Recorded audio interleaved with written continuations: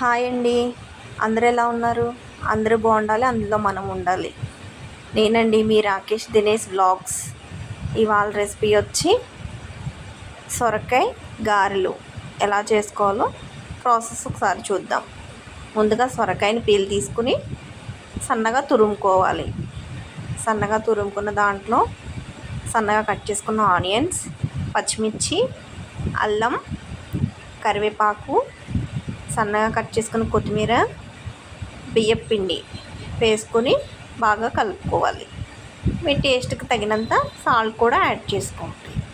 సొరకాయలో water ఉంటుంది కనుక ఇంక వాటర్ అవసరం ఉండదు. మీరు వాటర్ లేకుండానే మొత్తం అంతా మిక్స్ చేసుకోవాలి. ఒక 1 అవర్ నానబెట్టుకున్న శనగపప్పు కూడా వేసుకుంటే క్రిస్పీగా ఉంటాయి. మొత్తం అన్నీ వేసుకున్న తర్వాత ఒకసారి మొత్తం అంతా కలిసేలాగా మిక్స్ చేసుకోండి. అప్పుడు ఆయిల్ పెట్టుకొని ఆయిల్ హీట్ అయిన తర్వాత వాటిని మీరు కలుపుకున్న మిశ్రమాన్ని గారెలా వేసుకోవాలి. అంతే, సొరకాయ గారెలు రెడీ.